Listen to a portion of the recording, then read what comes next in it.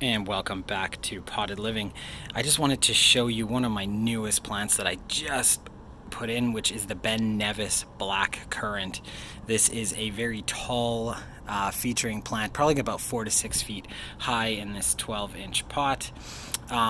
This is a really cool product, dark deep black berries that are sweet, sour, and tart. I'm really excited. I used to grow these as a kid.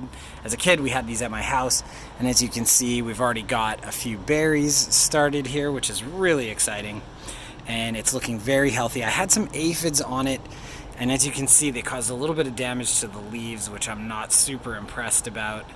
Yeah, I'll focus in there. So on that leaf there, you can see there's a bit of damage, but I got rid of all the aphids today. I'm going to keep an eye on it over the next week.